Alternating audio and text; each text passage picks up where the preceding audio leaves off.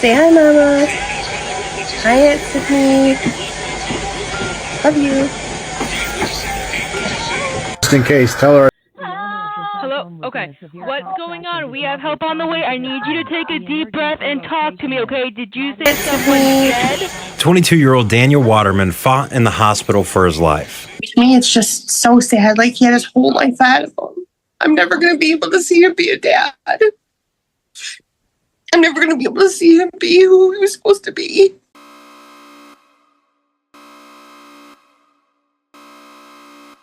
What would you do if someone you loved tried to end your life and you couldn't even speak to stop them? Daniel Waterman was only 22, tall, athletic, and full of life, a man who carried the energy of someone who had everything ahead of him. On Super Bowl Sunday, his world and his very survival would be thrown into chaos. Daniel had driven to a cousin's house in Florida, bringing his girlfriend Leah along for what should have been a day of family, football, and laughter. But the day carried a storm no one could have predicted. A few hours into the party, tension had already started to simmer. Leah had just discovered she was pregnant, and her emotions had spiraled. Messages on Daniel's phone from a female friend far away ignited a spark of jealousy she couldn't contain. What followed was a quiet, mounting darkness, a tension neither family nor friends could see until it was far too late. On the drive home, Leah's anger reached its peak. The argument escalated inside the car, her hands tight on the steering wheel, her voice sharp and unforgiving. Daniel, realizing the danger he was in, tried to intervene, tried to reason, but the words wouldn't save him. Minutes later, the vehicle hurtled toward a mangrove thicket at an unimaginable speed. Metal crumpled, glass shattered, and the world Daniel knew was violently torn apart. It was a horrible car crash with a couple trapped in the wreckage. Cops investigated it as an accident until the boyfriend woke up in the hospital, and what they say he told them is shocking, accusing his girlfriend of intentionally crashing their car in a jealous rage.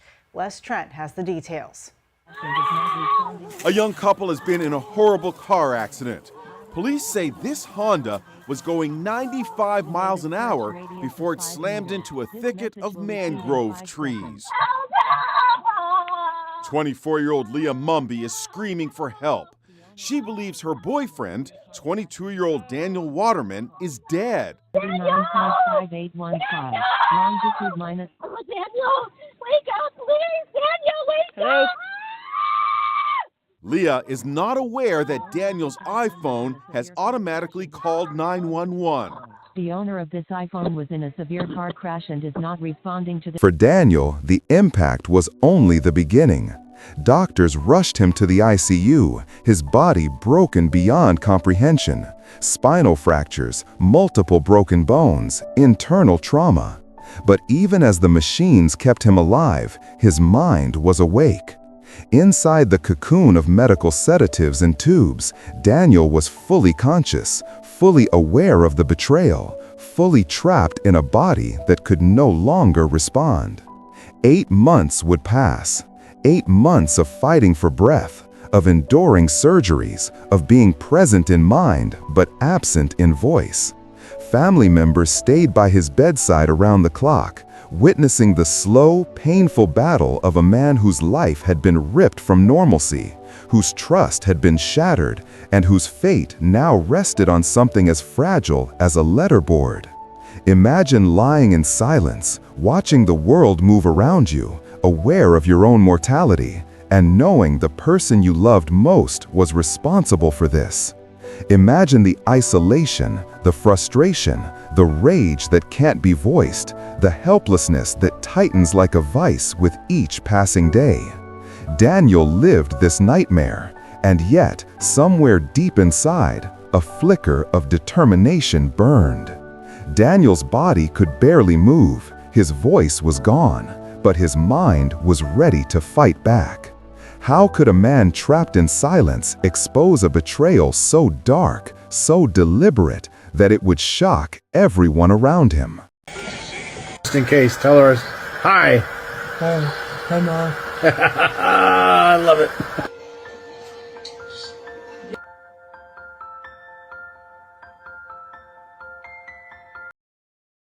How do you tell the world that someone you trusted tried to kill you when your own body won't obey? 8 months after the crash, Daniel remained alive, but barely. His body was a battlefield. Broken bones, shattered spine, dislocated joints. A body kept alive only by machines. Yet his mind, sharp, lucid, and painfully aware, refused to be silenced. Every passing day in that sterile hospital room was a reminder of the betrayal. Every beep of the monitors, a countdown to a future he might never see. Doctors and family wondered, if Daniel could awaken fully, how would he communicate the truth? Words, the simplest of tools, were gone. His vocal cords, damaged in the crash and weakened by prolonged intubation, were useless. But Daniel was not defeated.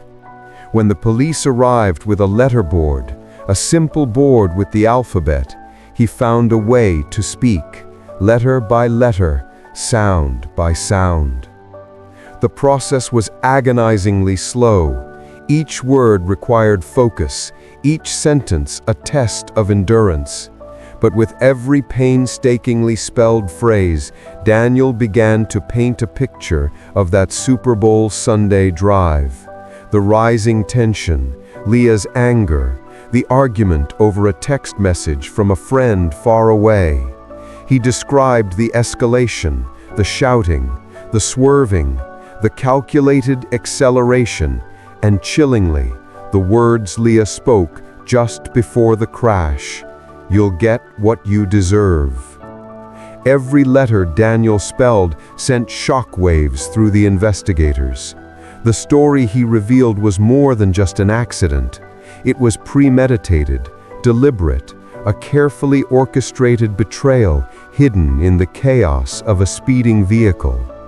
His letterboard became a lifeline for justice, a silent but powerful weapon against the person who had tried to end his life. Midway through his testimony, Daniel paused, his energy waning, but then returned with more intensity. Each letter a demand for truth, each word a declaration. This was not an accident.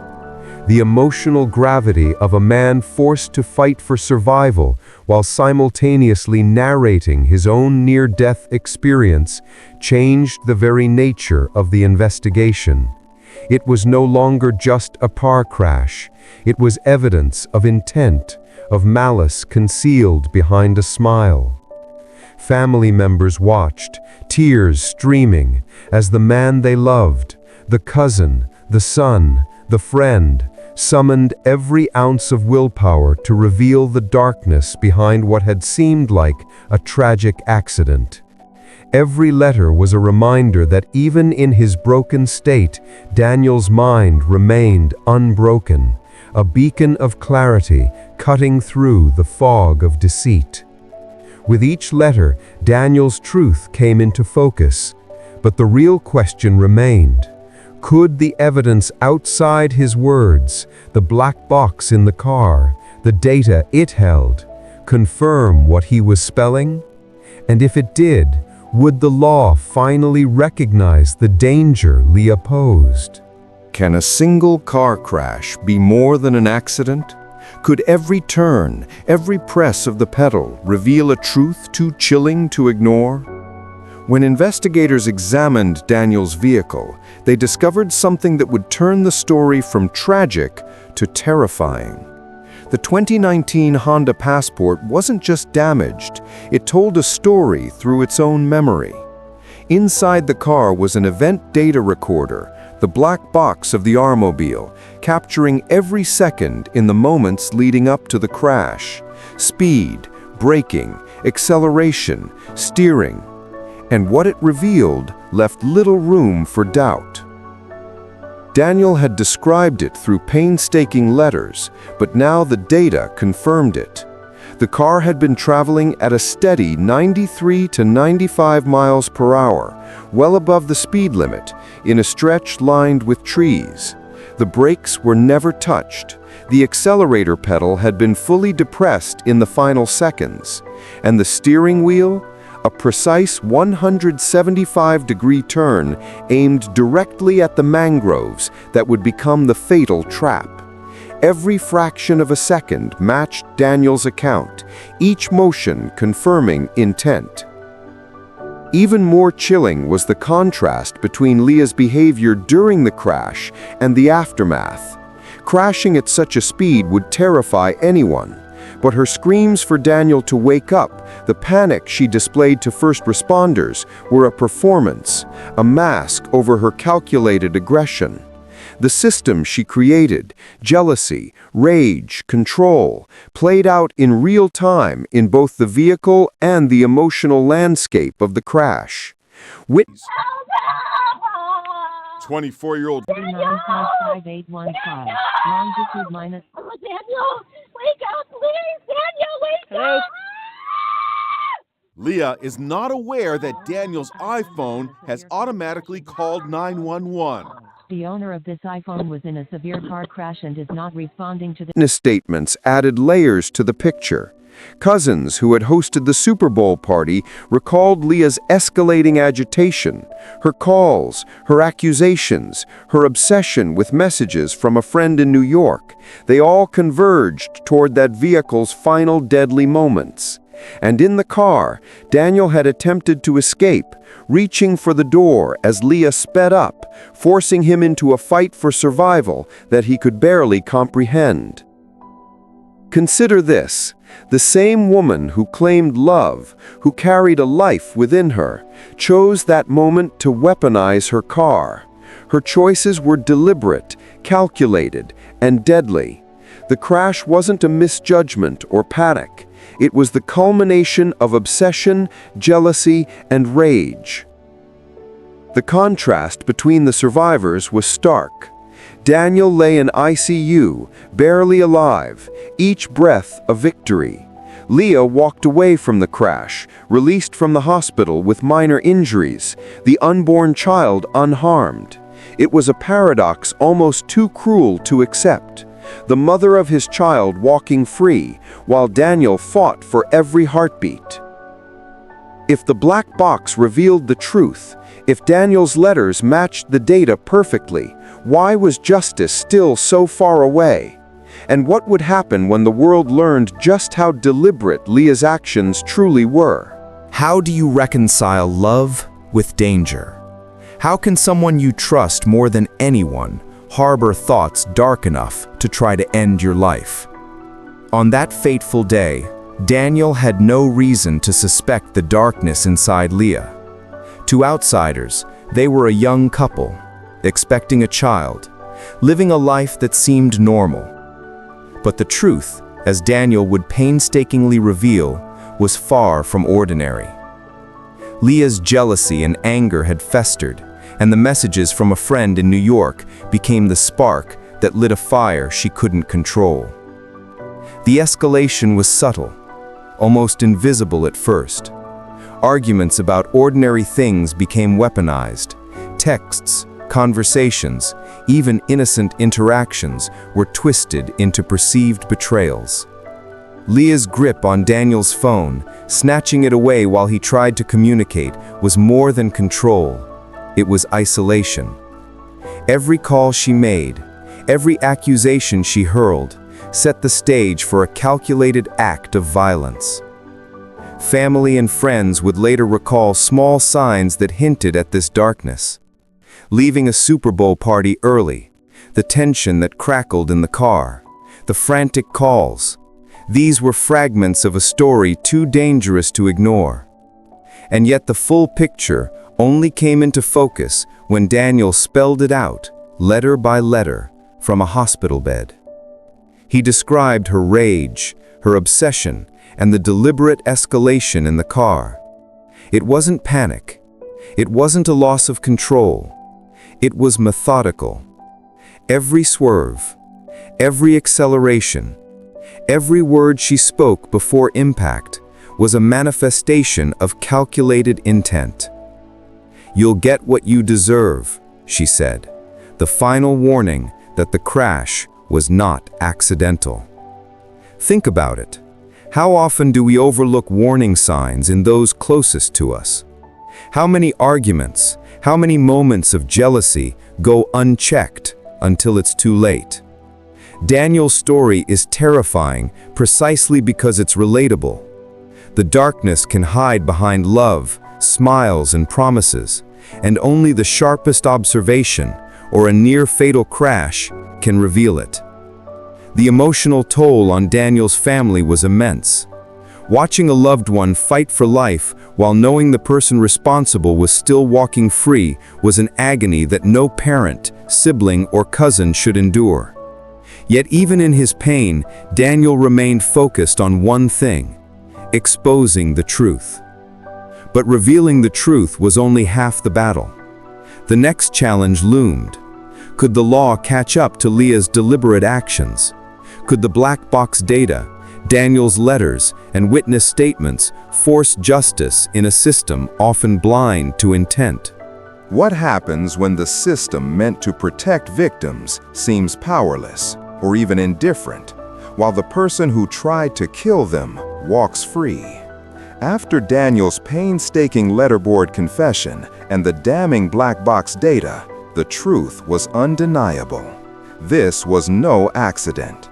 Leah Mumby had intentionally driven a car at 95 miles per hour into a mangrove thicket, knowing full well the destruction it could cause. Yet even with overwhelming evidence, the wheels of justice turned slowly, and the consequences for her actions seemed, at first, almost non-existent. Leah was charged with reckless driving, causing serious bodily injury, and aggravated battery using a deadly weapon, the vehicle itself. But despite the severity of her actions, she was released on bond. A mere $25,000 secured her freedom, allowing her to leave the hospital and return home, while Daniel remained tethered to life support machines, trapped in pain and silence. His family, witnesses to every breath and every struggle, watched helplessly as the woman responsible for his near death walked freely. Pause and think. How does it feel knowing someone tried to kill a loved one, and while that person is barely surviving, their attacker lives as if nothing happened?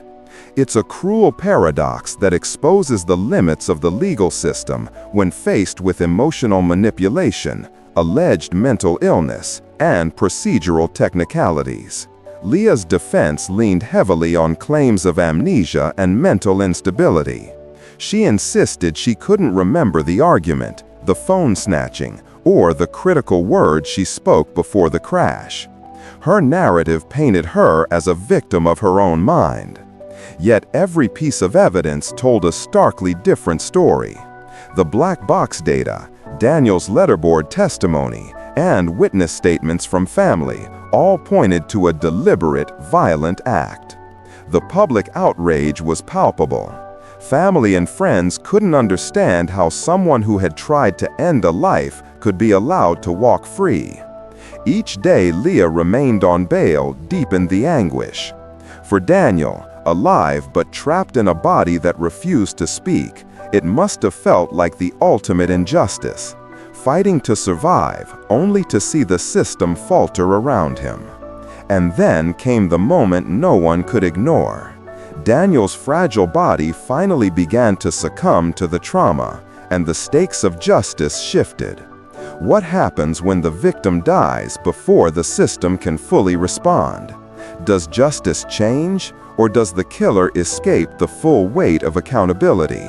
What would you fight for if your body was failing, your voice gone, and your only chance to be heard was through painstaking letters?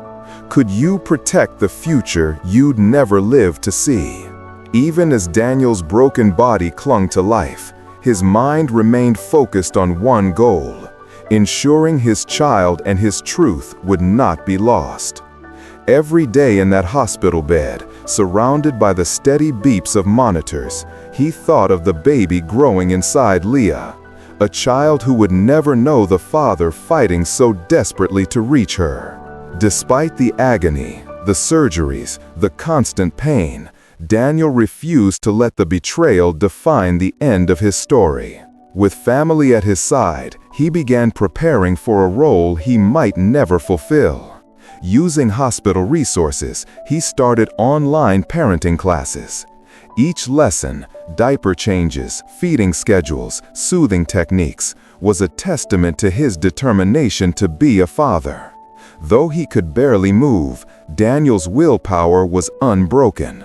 Every letter he spelled on the board was a blueprint of protection, a way to ensure the truth about Leah's actions would be known. Imagine spelling out your own survival story, letter by letter, while knowing that every word carries the weight of justice. Every pause, every choice of letter was Daniel's silent demand that the world see Leah for what she had done. Family members watched in awe and heartbreak. His Aunt Tiffany described the process as beautiful and terrifying all at once. They became Daniel's voice, his strength, ensuring that investigators understood the full gravity of what had occurred. Even the smallest gestures, a corrected word, a clarified sentence, were monumental victories in a fight against both time and a broken body. As the months passed, Daniel began to regain small freedoms: wheelchair mobility, simple exercises, short walks with assistance. Each movement was a quiet triumph. And yet, even in these victories, a shadow loomed. His body, ravaged by 8 months of trauma, weakened day by day. Pneumonia set in, the immune system compromised beyond repair. Doctors warned that survival was precarious. Daniel's fight was coming to an inevitable end, but his letters and determination had already set the stage for the truth to emerge. The question now was haunting. Would the legal system honor the evidence he had painstakingly provided, or would Leah escape the full consequences of her calculated actions? What happens when the victim dies, but the truth cannot be silenced? Can a single voice, even one spelled out letter by letter, force a reckoning? In October, after months of fighting for his life, Daniel succumbed to pneumonia. His body, weakened by multiple surgeries, infections, and prolonged ICU care, finally gave in. He was just 22 years old. For his family, the loss was unimaginable. They had watched every moment of his struggle, every painstaking letter spelled on the board, every triumph in physical therapy, only to be confronted with the devastating reality that Daniel would never meet his daughter, never see her grow, never fully reclaim the life stolen from him. Yet Daniel's fight had not been in vain. The black box data, the letterboard testimony, and witness statements created an irrefutable chain of evidence. The crash was no longer just a tragic event. It was a homicide. The medical examiner officially ruled Daniel's death a direct consequence of the injuries inflicted during that crash, solidifying Leah Mumby's culpability. Vehicular homicide charges were added, and her bond was raised to $150,000. But even as justice moved forward, the family's battle continued. Consider the paradox. Leah had taken a life, yet remained free, raising the child Daniel had fought to protect. The legal system had recognized the severity of the crime, but the emotional toll on the family, the child, and the memory of Daniel's resilience was profound. Could justice ever truly feel complete? The family enlisted legal representation, ensuring Daniel's voice remained central in court proceedings. John Hagar, a seasoned former prosecutor, took up the case. His mission: to guarantee that Daniel's story, his bravery, and the meticulously documented evidence would not be ignored. Every letter he spelled, every truth revealed, had to hold weight in a world where legal loopholes sometimes shield perpetrators. And yet, the grief remained raw. The family was denied contact with the baby, uncertain of her well-being, separated from the very life Daniel had fought for 8 months to protect. Insurance and medical bills added layers of financial strain, but no monetary compensation could restore the father, son, cousin, or athlete who had been taken. Even with the evidence clear, the question that hung over every courtroom and conversation remained: can a system built to deliver justice truly honor the sacrifice of someone who fought until their last breath? And for Leah, the reckoning was just beginning. How long before her actions were fully accounted for? In the end, Daniel's story isn't just about a crash, or a betrayal, or even a legal battle that still struggles to catch up with the truth. It's about a voice that refused to disappear, even when the world expected it to. Every letter he spelled, every painful moment he endured, became a record that outlived him. It forced the truth into the light, slowly, relentlessly, and with a clarity that couldn't be ignored. And that's the part that stays with you long after the case ends. How far someone will go to be heard, and how close danger can sit beside love without ever being recognized until it's too late. If you want more stories like this, cases where the truth hides in plain sight, where darkness blends into everyday life, make sure you're here for the next one. Because in this world, the most shocking stories are the ones no one ever sees coming.